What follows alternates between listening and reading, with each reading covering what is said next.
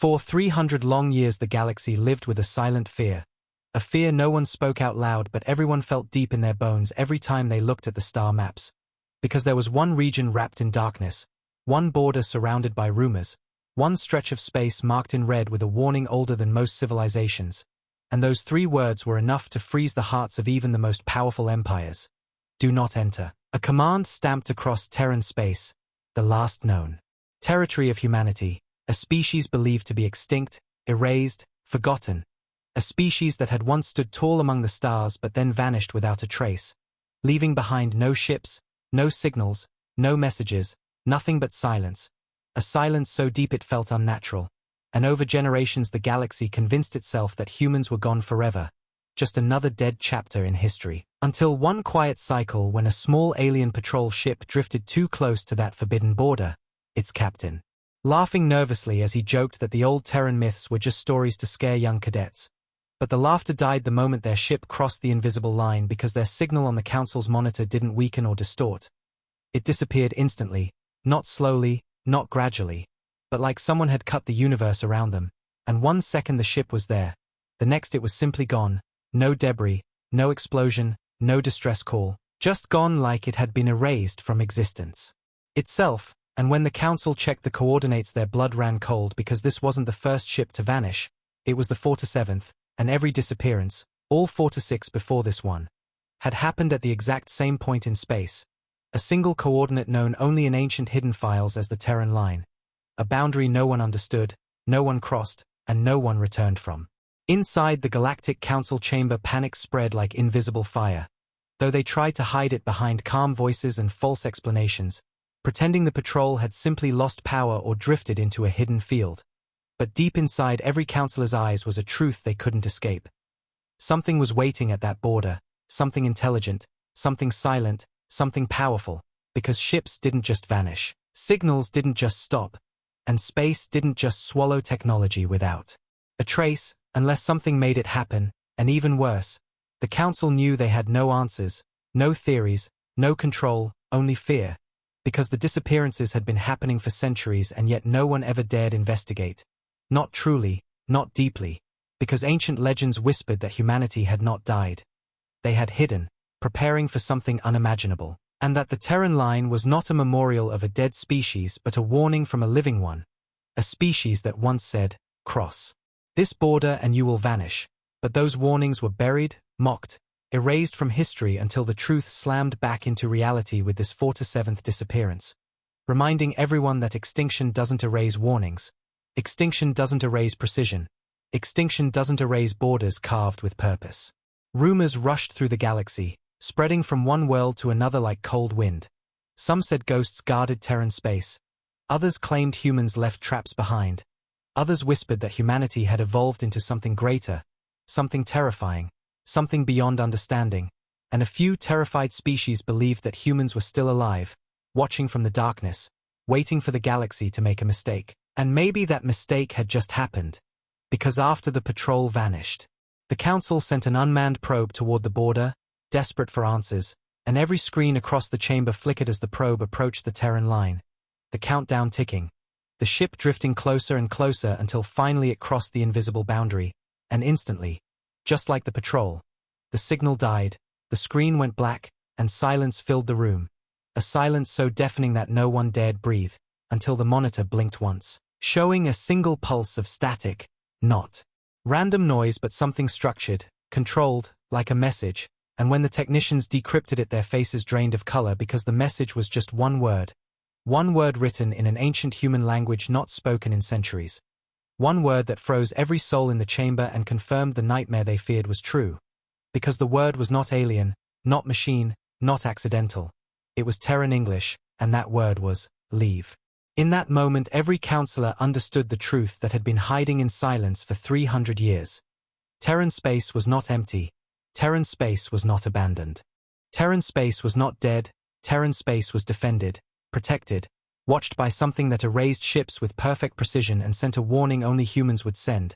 And somewhere deep beyond that border, in the dark void where no scans could see, something enormous shifted, something metallic, something alive, and inside that unseen giant a pair of human eyes opened slowly as a calm voice whispered into the void like a promise carved in steel. They crossed the line, and the galaxy finally realized that humanity had not disappeared. They had been waiting. Fear spread quietly through the Galactic Council like a shadow no one wanted to acknowledge.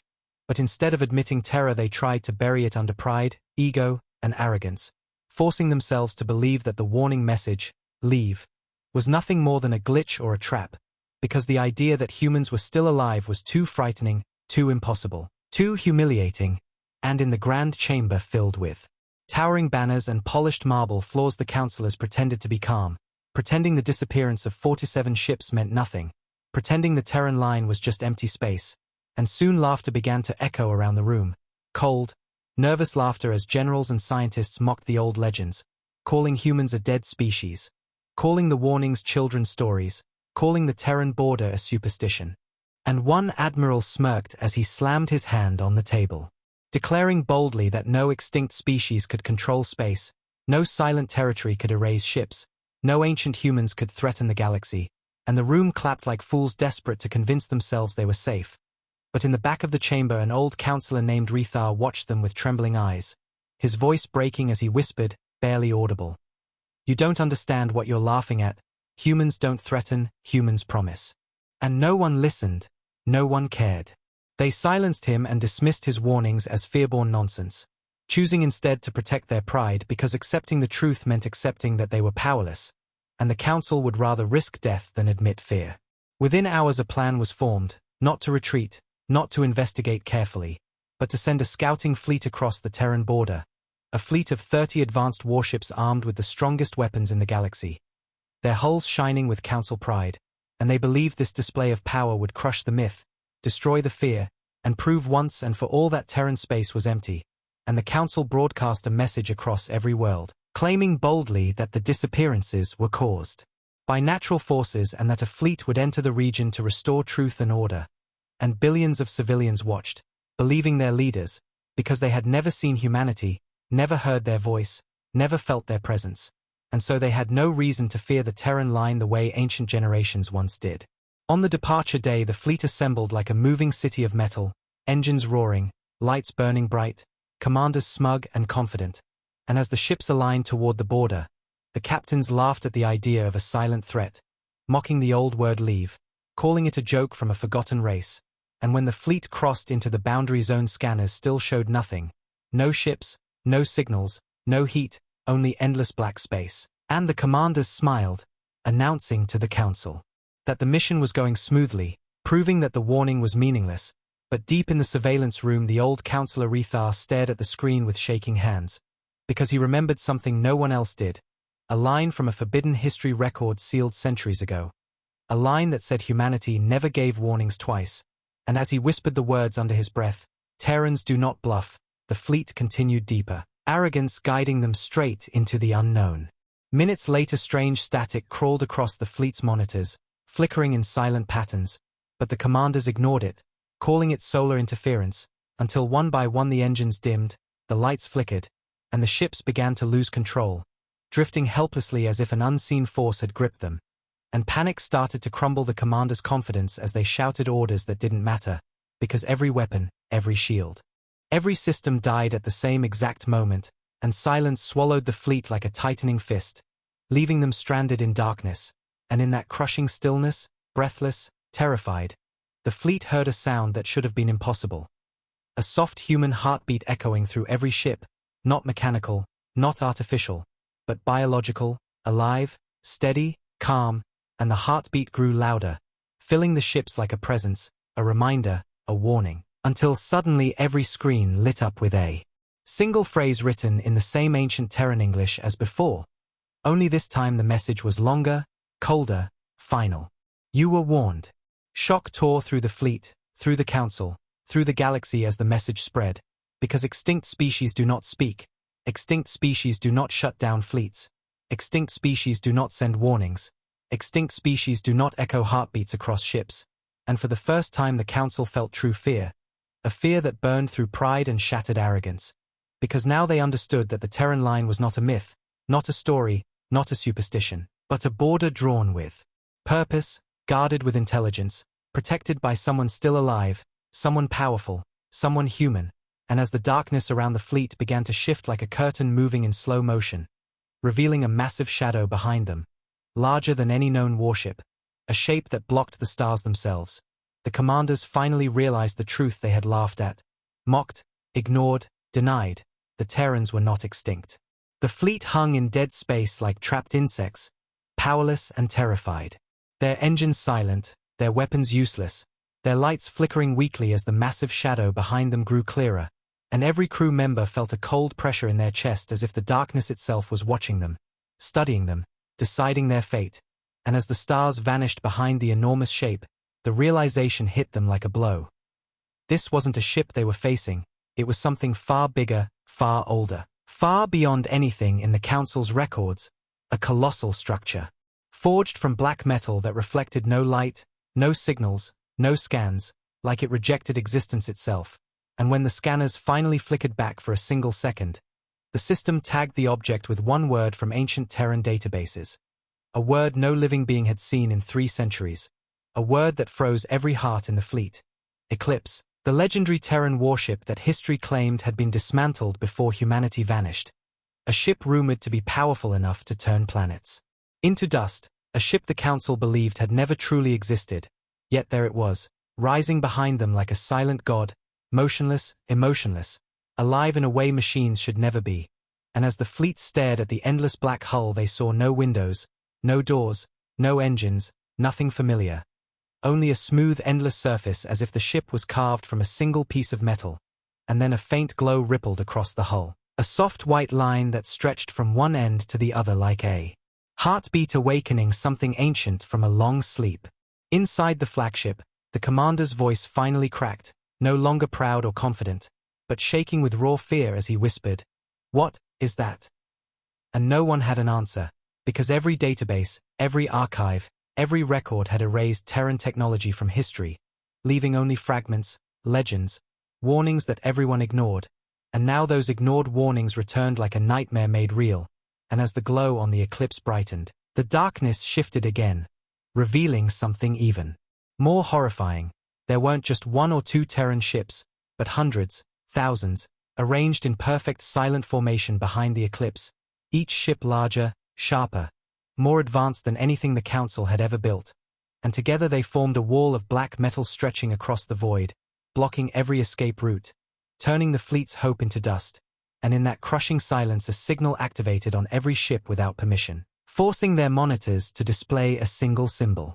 The ancient Terran insignia, a broken circle split by a single vertical line, the mark of Earth's last fleet, the mark that old empires once feared, the mark that meant one thing, Terran sovereignty.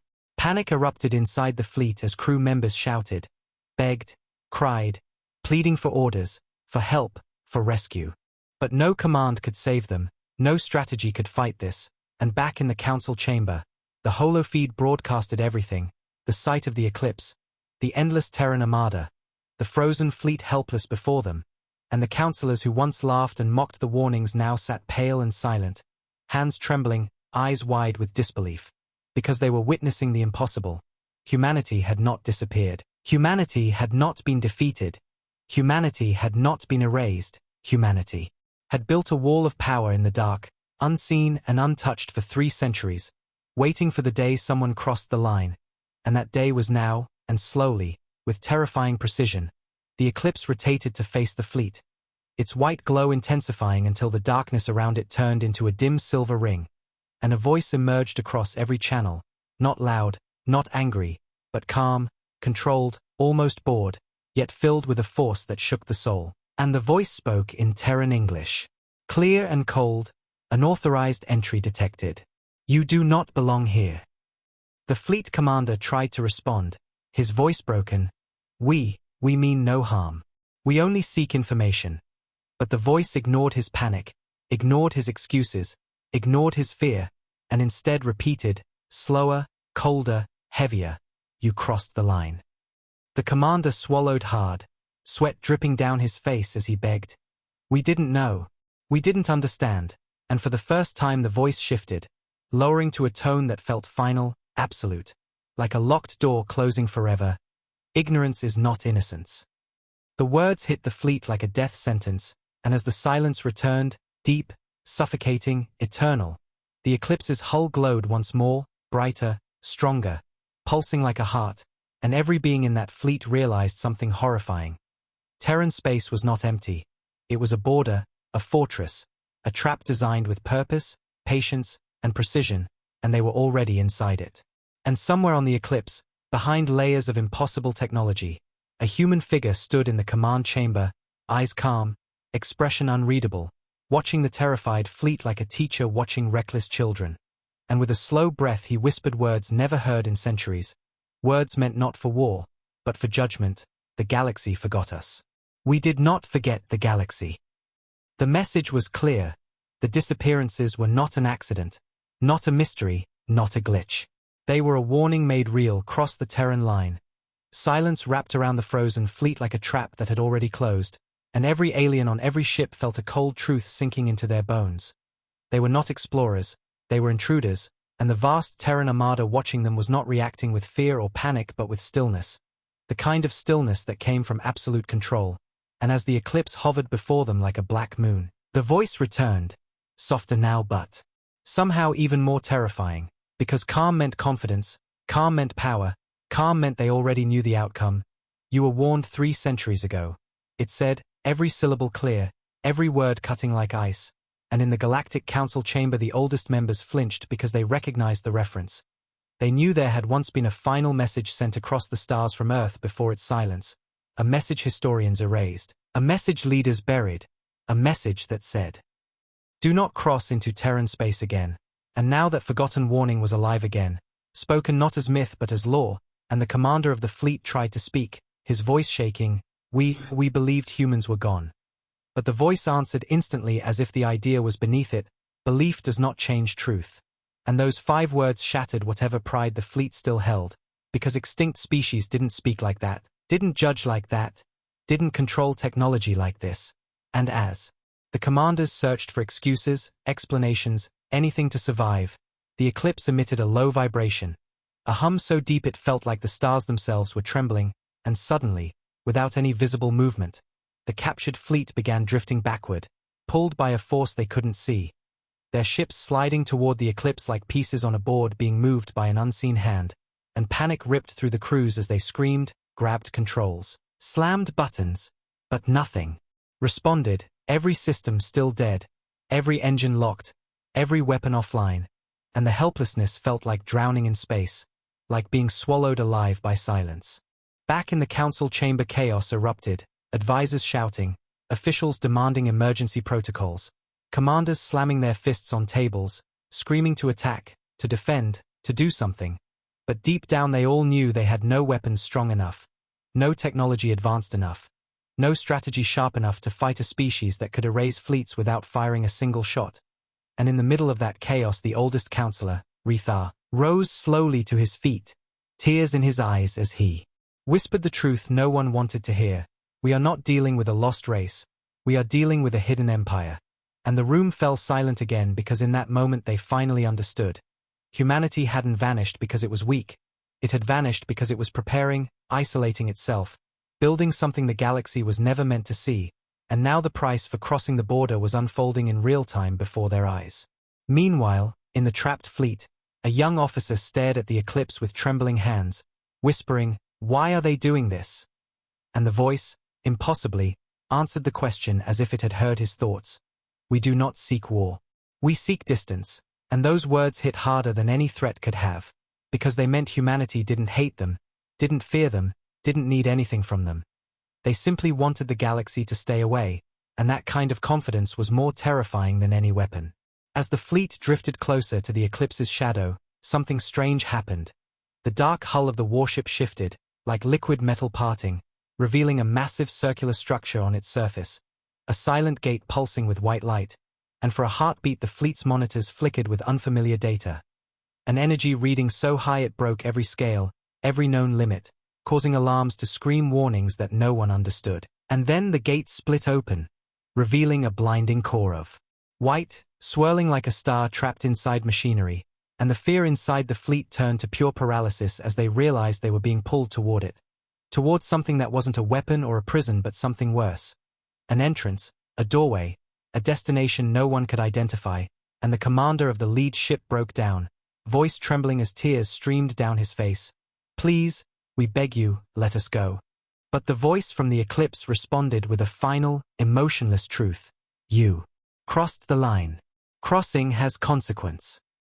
The gate's light grew brighter, swallowing their view, swallowing the stars, swallowing hope, and the fleet began to vanish, not explode, not break, not burn, vanish, dissolving into the white light one ship at a time, silently erased as if they were never there, and across the galaxy billions watched in horror as the broadcast feed flickered, the warships shrinking into nothing, consumed by the gate, until only the empty void remained. And in that final moment, before the signal cut entirely, the eclipse sent one last message to every system, every world, every species, written in the same ancient Terran English.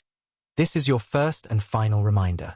Do not enter Terran space. And as the message faded and the feed died, a chilling realization spread through every mind in the universe. This was not the beginning of a war. The galaxy did not sleep after the fleet vanished. Entire civilizations trembled as news spread like a silent storm, sweeping across star systems, turning pride into dread and curiosity into terror, because for the first time in history, billions of beings watched undeniable proof that something lived inside Terran space. Something powerful enough to erase 30 warships without firing a single shot, and everywhere people whispered the same question in shaky voices. What happened to the fleet? Were they dead? Were they trapped? Were they somewhere else? Or were they simply erased from existence? And no one had an answer, not even the Council, who now sat in stunned silence, staring at the blank screen where the fleet's transmission had ended, their once confident faces drained of color as they realized their arrogance had not only destroyed a fleet but awakened something ancient, and the Chancellor's voice finally broke the silence, weak and trembling. "We must prepare for war." But the room flinched because the word war suddenly felt small, foolish, meaningless against a force that could wipe out ships without resistance, and deep inside every Councillor's heart was a truth they could no longer deny. This was not a fight they could win. Meanwhile, in distant corners of the galaxy, civilians began evacuating border worlds near Terran space, terrified that humanity might emerge, wondering if the old stories were true. That humans once fought entire coalitions and walked away victorious. That Earth had once held weapons capable of turning fleets into dust. That humanity had once promised that anyone who crossed their line would vanish forever. And now those stories felt less like myths and more like memories returning from the dead, and soon fear turned to chaos as riots erupted on worlds closest to the Terran boundary, people demanding protection, screaming that the Council had doomed them, accusing their leaders of lying for centuries, and the Council's attempts to calm the public failed because no speech could erase what billions had seen with their own eyes. A Terran superstructure, a silent empire hiding in the dark, an ancient warship called Eclipse, and the cold voice that spoke like a judge rather than an enemy. In the Council's deepest archives, sealed doors opened for the first time in hundreds of years as desperate researchers dug through forgotten records, searching for any scrap of information about humanity's last days, and buried beneath layers of censorship they found something horrifying. Classified transcripts from a war 3 centuries ago, a war the Council erased from history, a war where the Council tried to conquer Earth, believing humans were weak and isolated, but the documents showed the opposite, revealing that humanity had not been defeated. They had forced the Council to retreat, had destroyed entire battle groups with technology no one could explain, had issued one final warning, "Do not enter Terran space again," and then had vanished, sealing themselves behind a border as if building a wall between themselves and the rest of the galaxy. And the final line in the ancient file was stamped in red, written by a terrified officer who survived that war: "If they return, we fall." And those words echoed through the archive chamber like a prophecy just now coming true. The Chancellor stared at the document with shaking hands, whispering, "We attacked them first, and they let us live." And that realization hit him harder than the loss of the fleet, because it meant that humanity's silence had never been weakness. It had been restraint, mercy, patience, and now that patience had run out, not because humans wanted revenge, but because the Council had broken the one rule humanity left behind. And if Terrans punished intruders for crossing the line, what would they do to those who ordered the crossing, those who erased history, those who tried to hide the truth, and the Chancellor felt a suffocating weight settle on his chest as he realized the galaxy was living under a threat it didn't understand. A threat it could not fight, a threat it had created itself through pride. And while panic consumed the galaxy, something far more chilling was happening inside Terran space, unseen by alien eyes. A massive chamber aboard the Eclipse flickered to life, its dark walls lighting with rows of data streams, each one displaying the faces, ranks, and histories of the council members who ordered the intrusion. And standing in the center of the chamber was a human figure in a black command uniform, eyes cold, expression unreadable, studying the records with calm precision. And, in a voice barely above a whisper, he said, "They broke the treaty." Words filled not with anger but with certainty, with finality. And as he turned toward the vast holographic projection of the galaxy, Terran warships began shifting formation, aligning into patterns unseen for centuries, ancient engines powering up like giants waking from a long sleep, and across the Eclipse a single command pulsed through every system, a command that signaled something the universe had prayed would never happen again. Across the galaxy, alarms began to howl through military stations, research hubs, and border colonies as encrypted signals from the Terran frontier rippled through deep space sensors. Signals so powerful and precise that they bypassed every firewall, every defense grid, every encryption layer, and all of them carried the same chilling data. Unidentified megastructures moving inside Terran space, thousands of massive heat signatures awakening at once, forming patterns that no alien species recognized, but every instinct in every living creature understood. This was preparation. This was coordination. This was a force that had been asleep for centuries and was now rising. And inside the council war room, panic exploded like a broken dam as terrified officers shouted over one another, demanding answers, demanding weapons, demanding hope. But deep inside their voices was the bitter truth that none of them wanted to speak. If humanity was mobilizing, if the Terran fleet was preparing to move, then the galaxy was seconds away from facing the greatest power it had ever known. A power history tried to bury, a power old civilizations once called the unstoppable storm. And as the room shook with fear, the Chancellor slammed his hands on the table and screamed, "We must contact them, we must apologize, we must negotiate." But the old Councillor Rethar whispered with trembling lips, "You cannot negotiate with a line you already crossed." And those words hung in the air like a funeral bell. Meanwhile, in Terran space, far beyond the reach of alien sensors, the Eclipse and the colossal fleet behind it began to shift, their silent black hulls igniting with faint white markings that pulsed like veins, like blood awakening through a giant organism. And deep within the command core of the Eclipse, thousands of human voices echoed through the ship's network. Not panicked, not angry, but calm, disciplined, unified. Because these were not civilians. These were not explorers. These were not survivors. These were soldiers, frozen in stasis for centuries, waiting for one signal, one command, one reason to rise, and that reason had come. And as their pods unlocked one by one, releasing steaming air into the chamber, footsteps began to echo, slow, heavy, controlled. As rows of armored Terran soldiers stepped forward, eyes opening for the first time in generations, eyes filled not with hatred but with focus, with purpose, with memory. And at the front of them stood the same Terran commander whose voice had spoken to the intruding fleet, his face calm, his stare unblinking as he watched tactical maps fill the air, showing every council world, every military base, every fleet position, every weakness, and in a voice steady as steel he said, "The treaty was broken. The line was crossed. We respond." Back in the council chamber, desperation turned into chaos as leaders argued over whether to flee or fight, whether to hide or surrender, and some commanders began shouting that humanity must be weak, that their silence meant fear.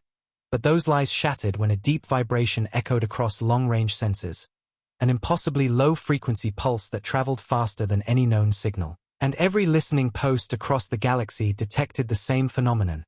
Something enormous was moving toward the border from inside Terran space, not one ship, not 10, but a formation so massive it blocked entire star clusters from sensor readings. And when the council magnified the signal, the room went silent, because the formation was not heading outward in attack.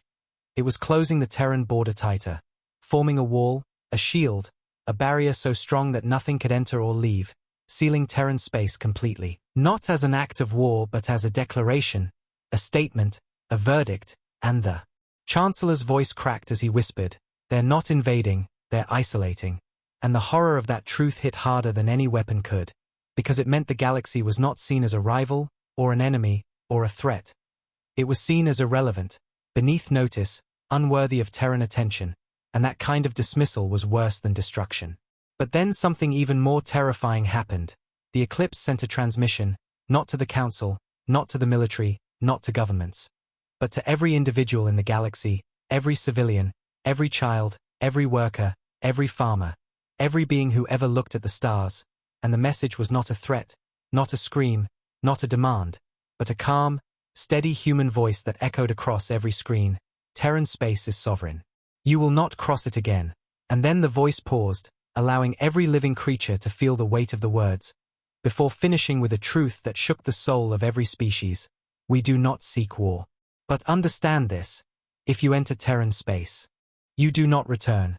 And with that, the message ended, leaving the universe in a silence so heavy it felt like gravity itself had doubled.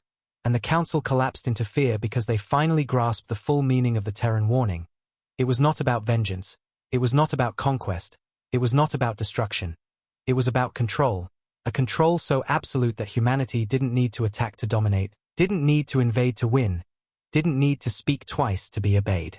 And as the Terran fleet locked into final formation, sealing the border like a wall of living steel, the commander of the Eclipse stared out into the endless void, his expression unreadable, his voice barely above a whisper. We will not be disturbed again. And with those quiet words the galaxy understood that humanity was not returning to the stars. They were guarding them, watching them, enforcing a silent law older than any empire. A law written in fear and iron. The universe felt smaller. After the Terran message ended, as if every star had dimmed, as if every creature finally understood that there were borders even galaxies dared not cross, and while civilians trembled in silence, the Galactic Council sat shattered, their pride crushed, their voices weak, their power meaningless, because they were no longer debating politics or territory. They were staring at the consequences of their own arrogance, and the Chancellor, who once boasted that humanity was dead, now stared at the floor with hollow eyes, whispering, "We have awakened a force beyond us." But his words came too late, because far across the chamber a young officer burst through the doors, breathless, terrified, screaming, "There's another signal." And the room spun into chaos as the lights flickered and a single hologram appeared. An image of the vanished fleet. But not destroyed, not broken, not dead. Instead, the ships floated in a place no one recognized, surrounded by a white void, frozen in perfect silence, their crews visible through cracked windows, unmoving like statues, alive but trapped in stasis, suspended between existence and nothingness, and the entire council recoiled in horror because this was worse than death, worse than annihilation. This was captivity without time, a prison beyond space, and the Chancellor's voice broke as he whispered, "Humans didn't kill them, they locked them away," and that truth sent terror through every soul, because it meant humanity could decide fate. Without violence, could enforce judgment without destruction, could erase fleets without ending life. And that level of control was something no empire had ever dreamed of. As the hologram flickered, the scene shifted to a new image, an enormous chamber deep within the Eclipse, filled with towering structures that pulsed with light, each one containing frozen beings from different species, different eras, different wars, preserved like memories, like warnings, like trophies, and standing in the center of that chamber was the Terran commander, his eyes calm, his posture straight, watching the frozen fleet like a teacher observing a lesson, and in a voice colder than the void he spoke a single sentence that echoed through the transmission. "Crossing the line is a choice. Consequences ours." And then the hologram vanished, leaving the council drowning in dread, because this was no longer about ships or borders. It was about power so absolute that even time bowed to it. Panic tore through the galaxy as species begged their leaders to surrender, to plead, to kneel if necessary. But the council knew deep in their hearts that kneeling would change nothing, because humanity was not asking for submission. They were demanding distance, silence, respect without negotiation, and that realization crushed every hope the council had clung to, and some councillors collapsed into despair, whispering that the galaxy was already lost, while others screamed in denial, insisting that a counterattack must be launched, that they must prove they were not weak. But their words trembled, their arguments broke, because deep down they knew any attack would be suicide, and the Chancellor finally raised his trembling hand to silence the room, his voice barely holding together as he said, "There is only one option left. We must close our borders and never approach theirs again." And for the first time in history, every councillor agreed, not out of unity, but out of fear. Meanwhile, back inside Terran space, the Eclipse began to rotate slowly, turning its colossal hull away from the galaxy, its engines igniting with white fire for the first time in centuries, not to advance, not to invade, but to retreat deeper into the darkness, as if humanity were returning to a hidden world beyond known space. A world they had built in silence, and as the fleet followed, ship after ship disappearing into the black, the Terran commander stood in the observation deck, staring at the distant lights of alien civilizations, his eyes unreadable, his voice quiet but heavy with meaning as he whispered, "We gave them mercy." And those words revealed a truth more terrifying than any weapon. The vanished fleet could have been obliterated, the council could have been destroyed, the galaxy could have been wiped clean, but humanity chose restraint, chose patience, chose silence over blood. And such mercy from such power was more frightening than war itself. As the last Terran ship faded into the void, leaving only the sealed border behind, a final message appeared on every star map in the universe, burned into navigation systems, etched into the memory of every species. Terran line, permanent. Violation is irreversible, and with that, the warning that once seemed like myth became law, unbreakable, eternal, and the galaxy finally understood the full truth. Humans did not hide because they were afraid. They hid because they were becoming something greater, something unstoppable, something untouchable. And now they had returned not to rule, not to conquer, but to ensure one thing remained forever unchanged. For weeks after the Terran fleet disappeared into the black, the galaxy remained frozen in a silence so heavy it felt like the air itself was afraid to move, and every world, every station, every ship lived under the shadow of one terrifying truth. Humanity was alive, powerful, watching, and the fragile illusion that the Council ruled the stars shattered like glass, leaving every species questioning everything they once believed. And slowly the universe began to change, borders shifted, maps were redrawn. Military fleets retreated, not toward Terran space but away from it, leaving entire regions empty and untouched, because no commander, no soldier, no leader was willing to risk a single step toward that forbidden border. And across the galaxy's ancient statues of past conquests were torn down, prideful slogans erased, war academies shut their doors, because everyone knew now that all their armies, all their weapons, all their history meant nothing against the silent power that lived behind the Terran line, and the Council, once proud and loud, now sat quiet. Humbled, broken, their chambers dim, their voices soft, their decisions guided not by ambition but by fear, and the Chancellor himself aged visibly in days, whispering to his advisors that the galaxy must never again test the species it once mocked, because weakness had never belonged to humanity, it had belonged to those who underestimated them. But while fear ruled the stars, something unexpected began to happen among the common people. Children who once dreamed of war now dreamed of peace. Explorers who once chased glory now chose caution. Scientists who once sought conquest now sought understanding.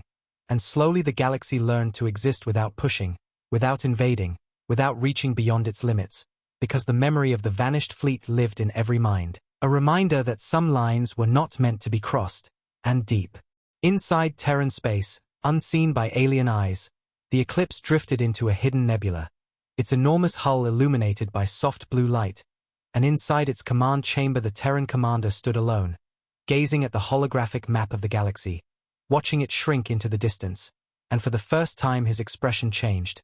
Not anger, not pride, but something quieter, something almost sad. As if he understood that humanity had not only built a wall to protect itself but a wall that separated them from everything else, a wall that turned the universe into two sides, the Terrans and everyone else. And in a low voice he whispered words that echoed through the silent ship, "We did not choose isolation. We earned it." And those words revealed a deeper truth, a truth even the Council never understood, that humanity's warning was not born from hatred, but from history, from scars, from a war the galaxy never recorded, a war that taught humans the cost of trust. Elsewhere on a distant moon, a young alien child stared at the star map glowing on a tiny screen, her finger tracing the red border of the Terran line, and she asked her father softly, "Will we ever meet them?" And her father, eyes full of fear and wonder, answered quietly, only if they choose. And that answer spread across the universe like a quiet seed of realization. The galaxy did not control humanity. Humanity controlled its own destiny. And that kind of freedom was something no other species had ever achieved, and over time the Terran line became more than a warning. It became a legend, a myth, a silent law carved into the heart of every star chart. And even as centuries passed, no ship, military, civilian, or desperate, ever dared test it again. Because everyone knew that beyond that border was not death, not war, but something far more absolute, disappearance. And one night, long after the Council resigned itself to silence, a single encrypted signal appeared across the universe, so faint it almost went unnoticed. A Terran transmission carried on a frequency older than any empire, and every observatory scrambled to decode it, terrified of what it might say.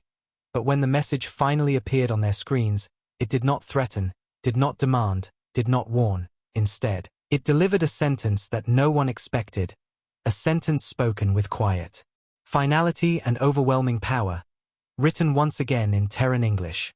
We are still here. And then the signal vanished, leaving the universe breathless, because those 4 words were not a threat. They were a promise, a reminder, a declaration that humanity had not retreated or surrendered or disappeared, but remained awake, aware, watching, guarding the border that no one dared cross. And in that moment the galaxy finally understood the full meaning of the ancient prophecy whispered through forgotten history.